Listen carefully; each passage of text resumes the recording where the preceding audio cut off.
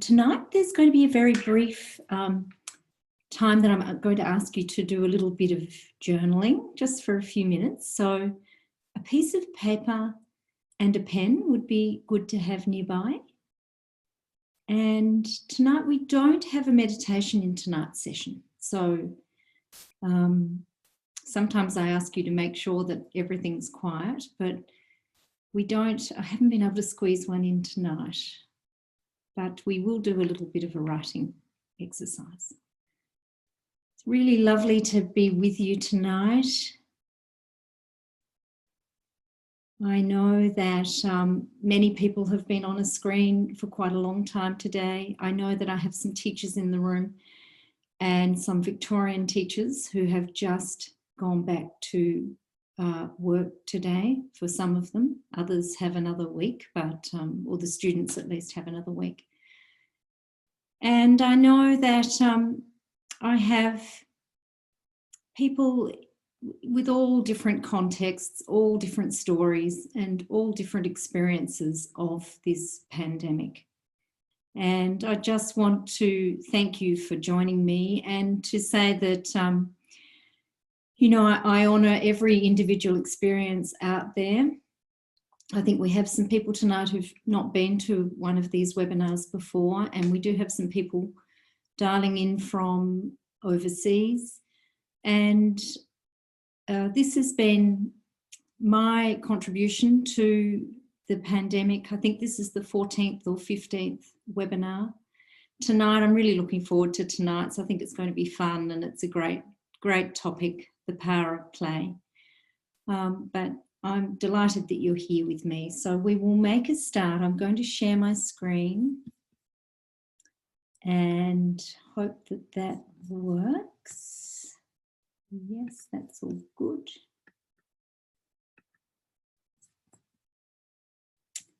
Okay, let's have a look here.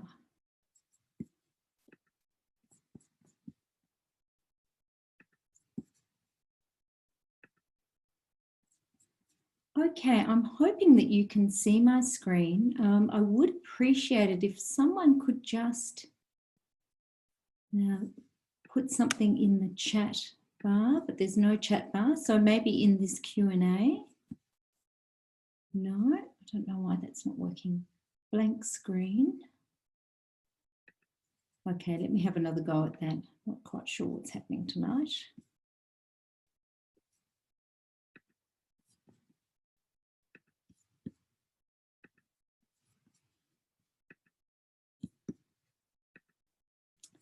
Now, hopefully that's fine and you can see the very first slide. Beautiful, thank you, fantastic, thank you everybody. Really appreciate that. Okay, so tonight we're looking at play, and what an important topic for times like these. I know I have some Victorians in the room tonight and some Melburnians, and we are in Melbourne, we are back in lockdown, and I really do appreciate that people are feeling quite unsettled by that. Another 6 weeks here. I'm very much hoping that doesn't spread to other parts of Australia. But it's incredibly important that we try to find positive emotion in amongst all of what we are dealing with at the moment. And so that's what tonight's all about. And so I'd love to start with an acknowledgement of country. I'm here outside of Geelong in Point Lonsdale, Victoria, on Wadawurrung country. And I acknowledge the traditional custodians of this land, the Wadawurrung people, and pay my respects to their elders, past, present and emerging, and would invite you to do the same for the land that you are currently on.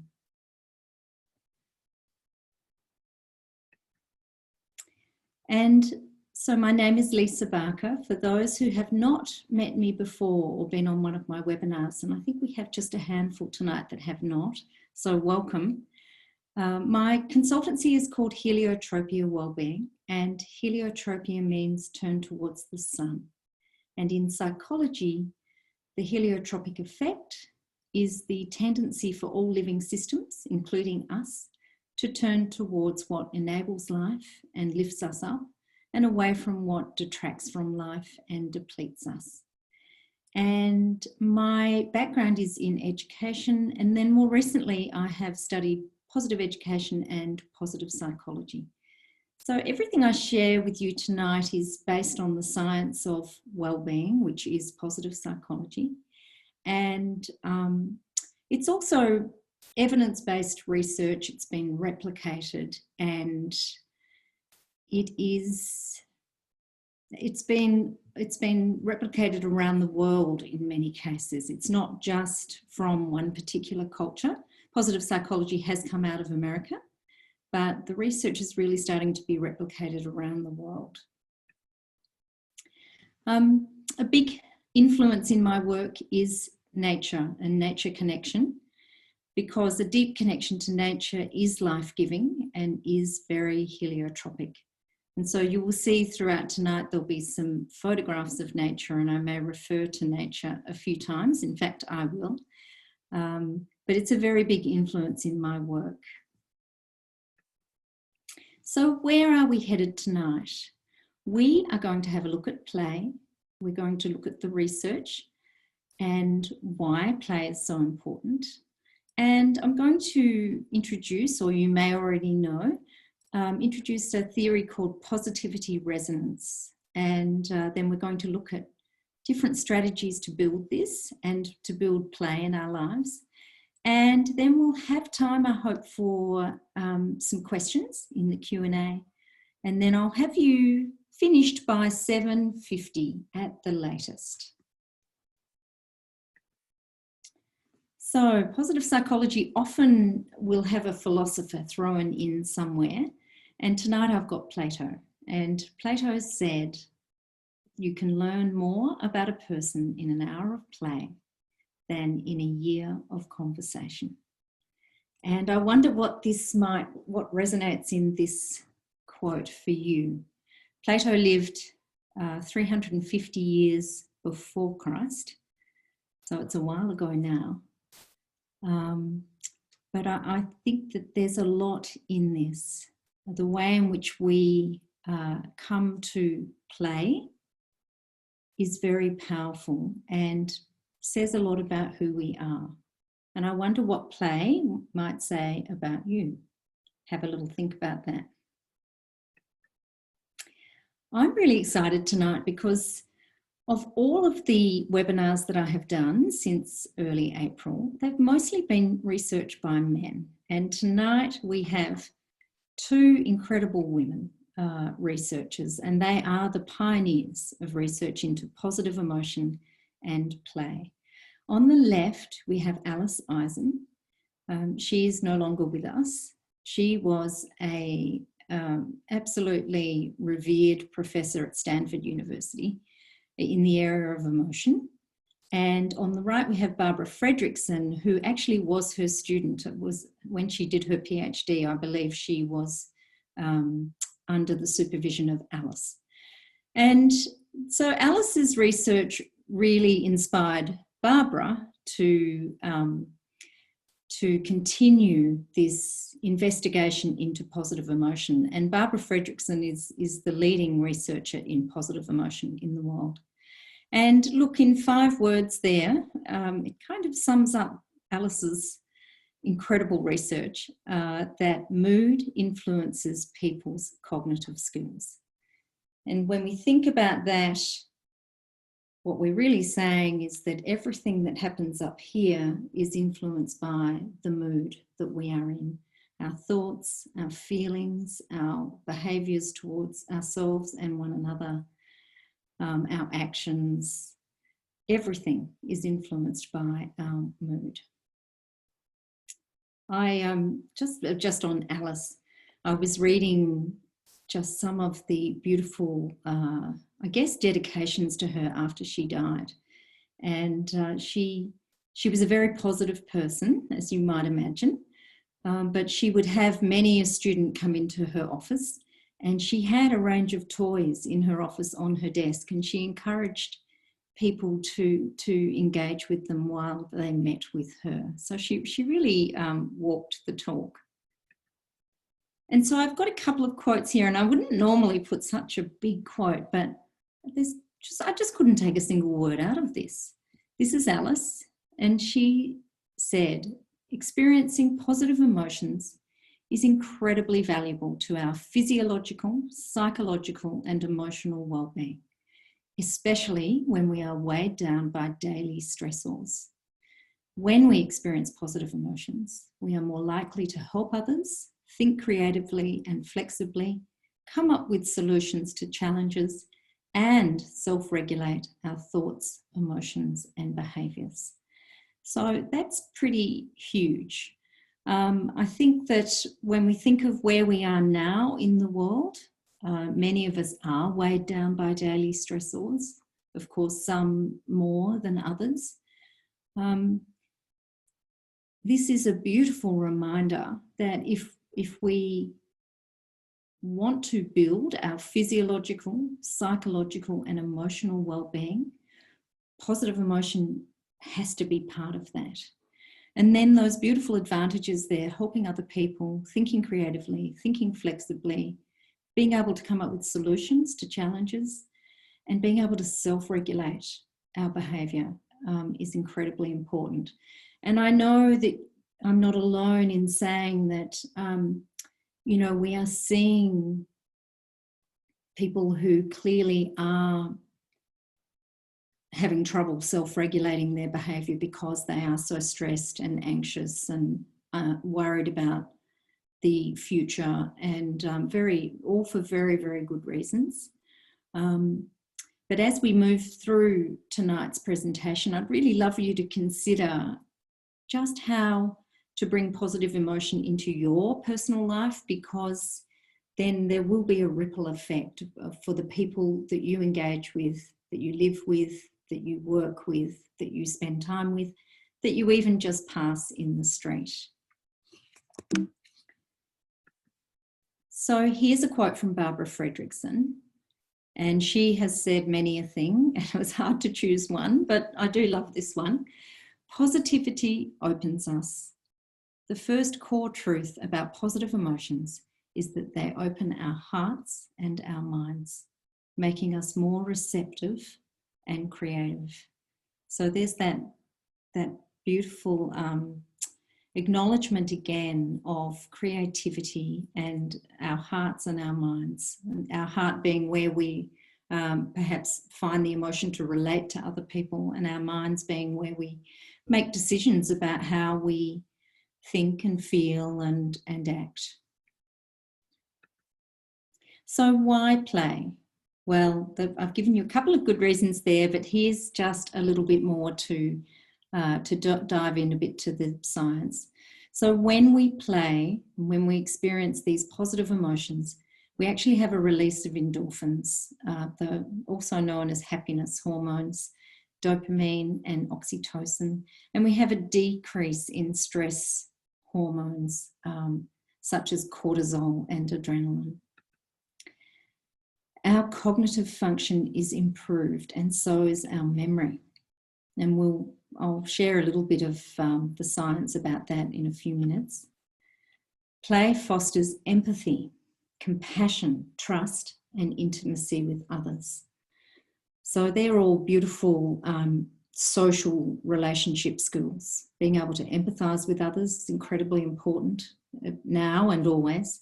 Compassion for others, also self-compassion, trust in others, and intimacy with other people. And we learn better when a situation is playful.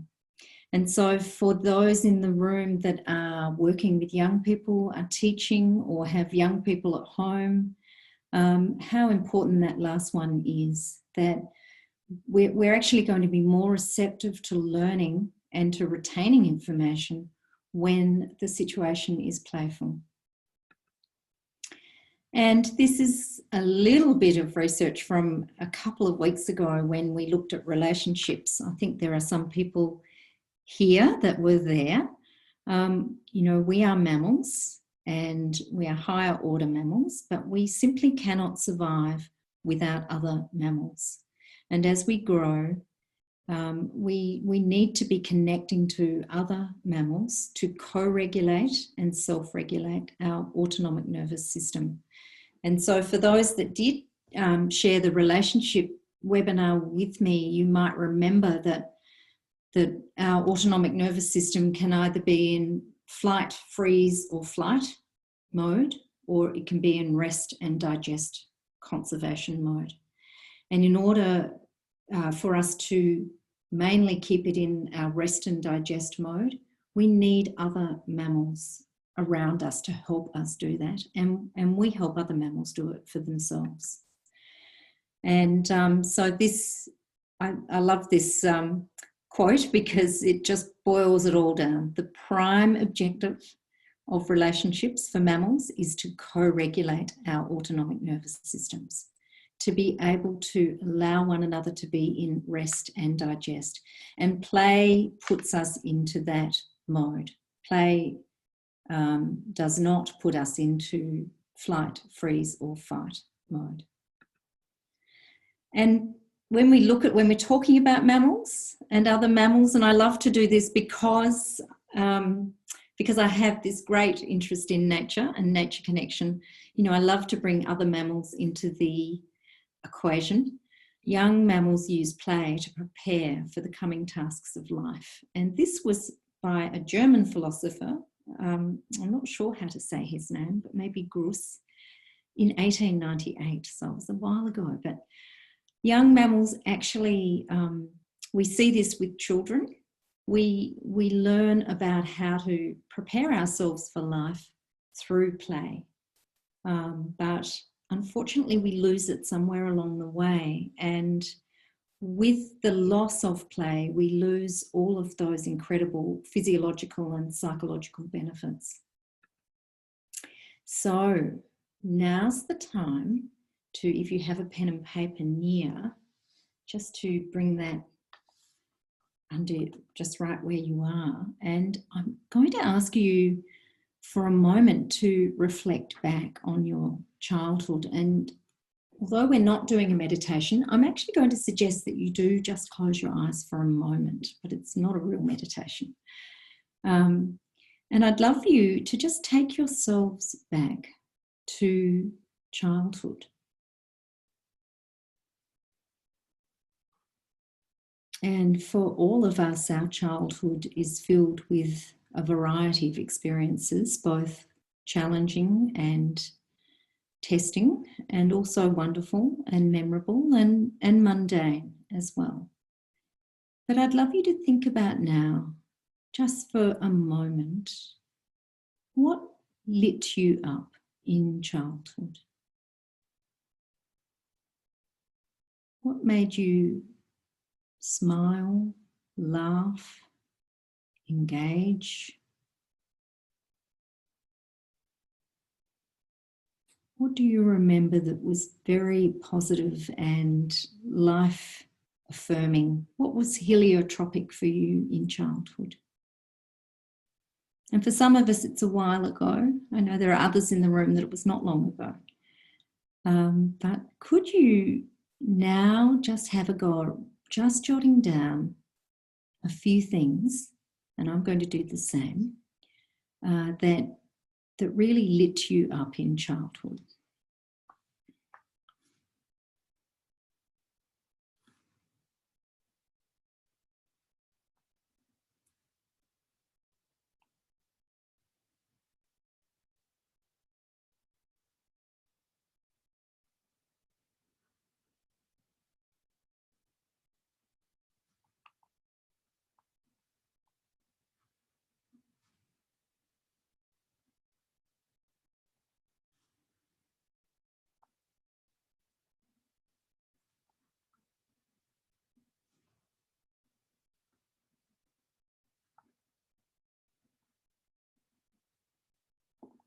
Okay, I hope you had a chance to put a few things down there.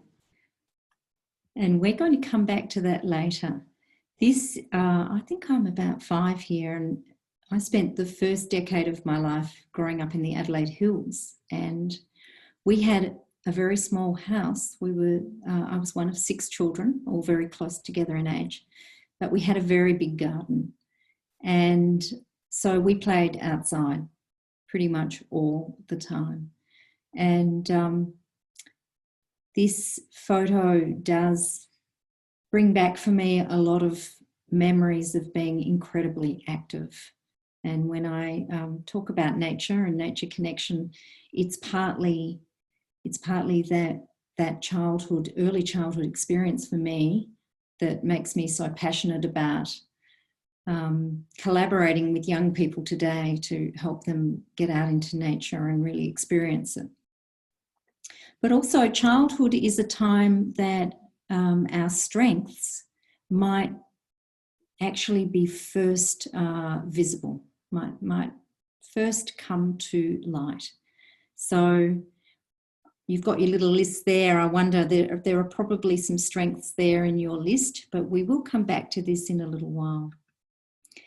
So play and creativity. You've seen the word creativity a few times. I think it was in Alice's quote. It was definitely in Barbara's quote. And so this is an experiment that Alice did, and she did many, many experiments, as did her PhD students.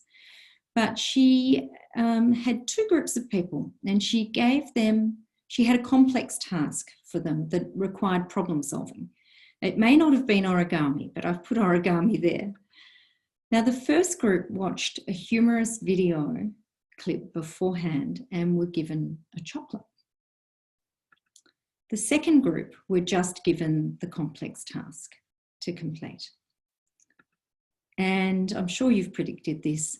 The first group approached the task much more positively. They were far more creative and they demonstrated better problem-solving skills. Now, we could have predicted that, but I'm wondering why we don't do this very often, particularly when we have a particularly complex thing to do. And that's Eisen in 2005. That study was done and has been replicated many, many times. So basically, we can summarise that the second group ended up being better at problem solving because they approached the problem feeling better and they were much more relaxed. And when people are anxious and stressed, we know that their whole ability to think broadly narrows down, right down, and they actually can't come up with many solutions. And I'm sure you would have seen this. I have certainly seen this. Just a couple of days ago, I saw someone go to an automatic telling machine. He needed to get some money out. His whole demeanour seemed quite anxious and stressed. And his card went in and then nothing happened. And his card didn't come out again. And I just saw this in real time, that he was just not really able to cope with that. Now, it did come out about 15 seconds later, but within that time, he had really started to become very, very agitated. So, positivity resonance. This is wonderful research, and I'm really excited to be sharing this with you. This is Barbara Fredrickson's work. So from Alice, she learned about positive emotion, and then she said, well, what happens when we have positive emotion and then we add social interaction? What actually happens to humans when these 2 things come together? And so her research is ongoing, but she came up with this theory of positivity resonance. And you can see in this photograph here that this is at the end of a sunrise hike. And these young people have got up very early. They've hiked to watch the sunrise. They've made it to the top. The sun is rising and there's elation there. And Barbara Fredrickson would call this a beautiful example of positivity resonance. So what is it? It's actually an interpersonal connection, and it's characterised by 3 essential elements, and all 3 of these need to be there, need to be present. So a sense of shared positivity, so just positive emotions shared within a group. So you know, that doesn't work if, say, one of the people in the group you are laughing at. It needs to be a shared positivity with one another. Mutual care and concern for each other in that moment. And this last one, behavioural and biological synchronicity. So what the research has actually shown is that when you have the first two, you have this shared positive emotion and you care about one another in that moment. And that can be a micro moment. This can happen to someone you don't know. This can happen between you and someone on the street that you say hello to or smile to. This behavioural and biological synchronicity is that you actually connect via your biological systems. So, for example, you mirror one another's gestures. Your heartbeat the research shows that your heartbeat can become in sync with each other. Your tone of voice can become very similar. It's this, it's your mirror neurons firing basically because these other two elements are there. And that's 2016, but that is ongoing research. And if you would like any more information about that or the latest paper, I can certainly get that to you. And so really it's a momentary experience between two or more people. And this is the really interesting thing. And I'd love you to think about this in relation to COVID-19 and to being in lockdown for some of us. Some of us are alone in lockdown, of course, and others are packed to the rafters with a lot of people in the house. And then there are all the people in between those two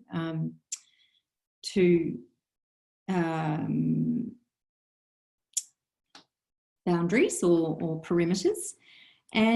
But the research shows very strongly that when you spend more total moments together and you have that mutual care and concern for one another, then the experience of positivity resonance rises, and that these little moments that you're having together, they can actually change you and change the way in which you cope with an experience.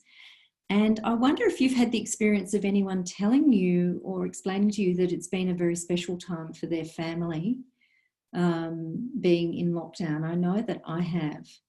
And this is really positivity resonance at work.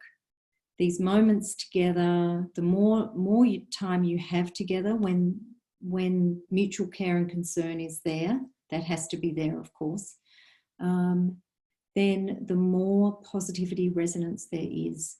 So for those that we are separated from, and I'm willing to bet everybody on this call is separated from someone they love at the moment. That's just the way it is for now.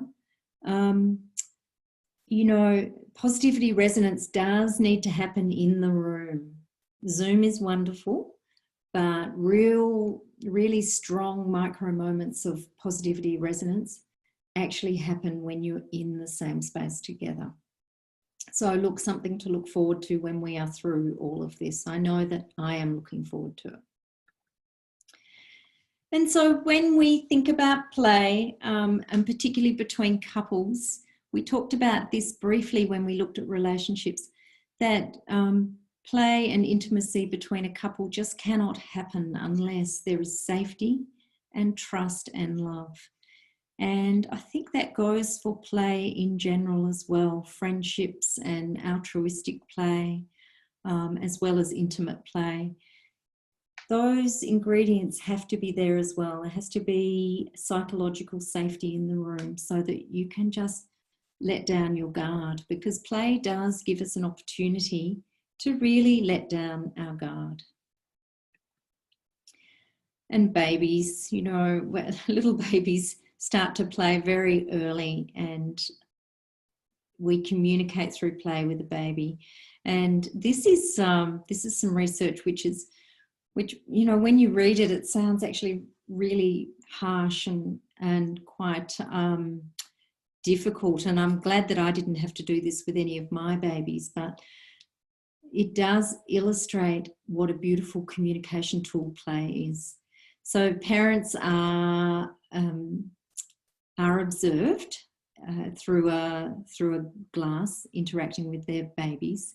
So it's a couple, one baby, one parent, and they do all of the beautiful positivity things that we do with a baby, laughing and smiling and cooing and changing our voice to engage them.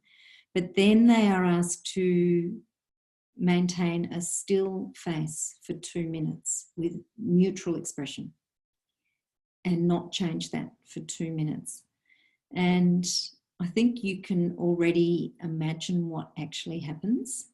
The baby continues, the research shows that the baby continues to try and engage with the parent and continues to seek communication. And the parent has to stay totally neutral, still face. And then the baby starts to get worried and then starts to cry and become very distressed. And I've put this in tonight because it's such a beautiful picture, but also because it starts so young. This communicating with other humans through play starts so young. And I'm not sure we need to lose this somewhere along the way. And I was thinking, about still face paradigm with adults, and the best analogy I can think of is stonewalling. When one person will not respond to the other one or will not show that they've even heard the other one. And yeah, I know, just like the baby, it's very distressing.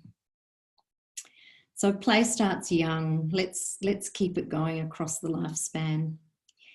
And this is really interesting. It doesn't have to be an intense kind of level of play, but it should be frequent. And so in order for it to be heliotropic, it needs to be frequent and often.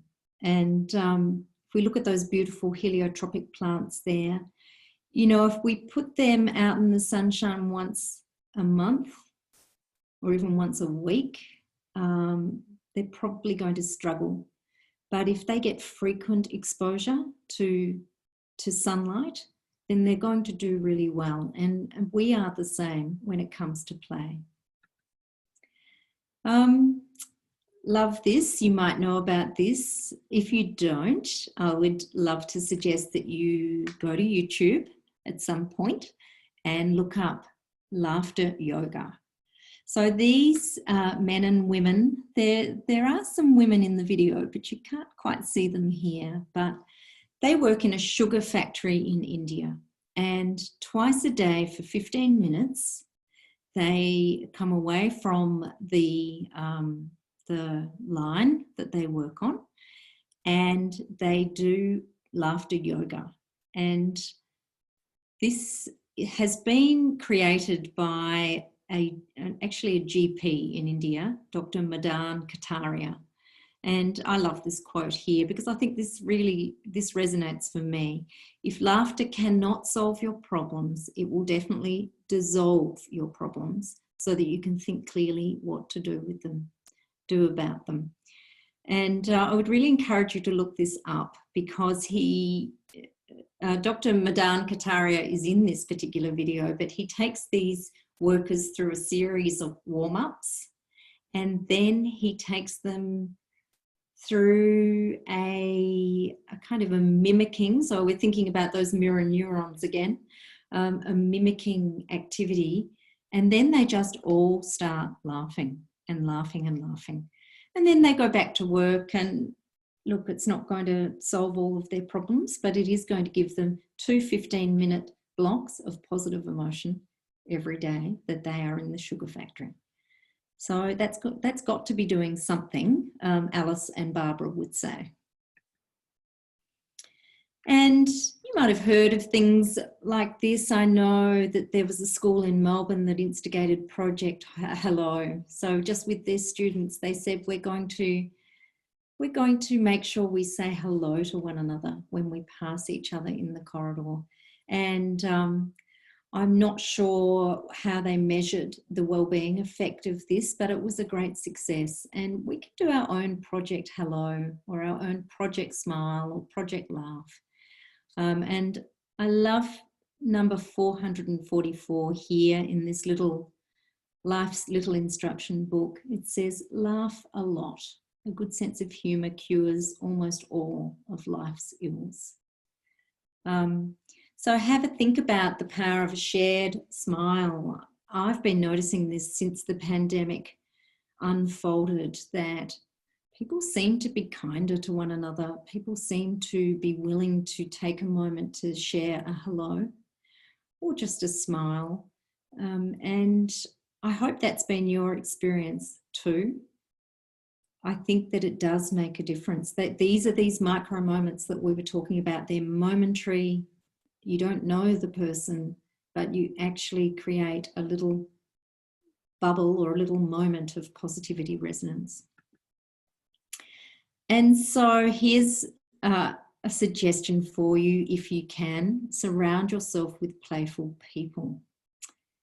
Now, these are some playful people that I know, and there'll be a couple of people in the room that also know some of these people. But playing with others it's deeply innate. It's within us, and it's a way to show delight in communing, connecting, or just being with one another. And some people are more playful than others, and I would say I'm not that playful, but I have some people in my life that bring it out in me. And if you look at this photograph, you can see a leg kicking out on the left-hand side. That leg belongs to one of the most playful people I know. And she just instigated this little playful, silly activity. This was in February, early February. But have a think in your life. Who are the playful people that you know? And look, they might not be your go-to person for really serious stuff, for the deep and meaningful, heartfelt, deep conversations, but they might be your go-to for play and for fun and lighthearted engagement. And these people are really, really precious. Also, it doesn't have to be a person. So this is Flash and Rafa. I just had to put them up because this is a Melbourne-based positive psychology business called Live with Zest. You can see it there in the image credit. But other mammals, such as dogs, but not only dogs, they can actually activate play with us, and positivity resonance happens with other mammals. It doesn't have to be another human. And in fact, you know, I think for any of us that have been a dog owner, and I hate using that word owner actually with a dog, for anyone who's had a dog in their family or a cat, you know exactly how incredibly good that relationship can be at bringing positive emotion to the surface, particularly when you need it most. And I know that, and I can't say this for cats because I don't have a lot of experience with cats, but I know with dogs that I've had in my life, when I'm sad and not managing, they're usually the first person to notice. And I use the word person very deliberately. They come up and they want to have a micro moment of positivity resonance with you to help you through. So, what lit you up as a child? I would love to suggest to you that it's time to rediscover your childhood play. This little guy lives in London. He lives in a teeny tiny apartment with his mum and his dad and his little brother. And I had the good fortune last year, it was about this time last year, of visiting and being in Holland Park with him. And he scampered up that tree so fast and he was so alive, and I was desperate to go up after him. I just wanted to be up there too. And so I would say, well, why not? What lit you up? Look at your list now. I'm going to put my list up for you. I did do it earlier today, and I've actually written something different on my list tonight. So I think that's interesting. There was 2 hours between this list and the list I've got here, and I've got some new things on my list tonight. So maybe do it more than once. Being outside. I wonder if that's on your list. Climbing trees, absolutely a big one on my list. And my memory was that I was not very well supervised at all, but I think that was a really wonderful thing for me. And we'll touch on that in a moment, but there's kind of a beautiful understanding now that childhood in the past was a feature of childhood was benign neglect, in that you were left to your own resources. Pretending, I loved to pretend, and I still do kind of love that. Being at the beach and being in the water was absolutely lit me up as a child, and it still does. I love to create treasure hunts for other people, and I was always the person, if we had other children around, I would create a game, and it was usually a treasure hunt where they had to go from one to the other. Haven't done that for years. I'm seriously thinking about doing that when I've got people in the house again. Making things, and sometimes it was really big things like cubbies, and other times it was really small things like fairy houses. Hide and seek, collecting things, and keeping a diary. So these are I'm not doing some of these things anymore, and I'm just wondering, as you look down your list, is there anything you're not doing now that you're willing to have a go at? And I think there's one more on my list. Scrabble. I loved Scrabble from a very early age. I still remember getting my first Scrabble game, and I was just so excited. So have a look at your list. What can you reactivate, rediscover? And if you are living with other people in a share house or with your family, perhaps suggest they make a list too, and see if there's anything on the list that you both remember as something that lit you up in childhood, because there's an opportunity right there. And to finish, and I'll just check the time. Yes, we are good for time. I cannot stress this enough, that play in nature is critically important for all ages. And, you know, this photograph here, it really just makes me weep in lots of ways, but our risk-adverse, screen-obsessed culture is placing a huge barrier between us and our natural habitat. And we all are the worst for it, the worser for it. So we know that being outside, and when I talk about nature play, I'm talking about unsupervised, unstructured time outside.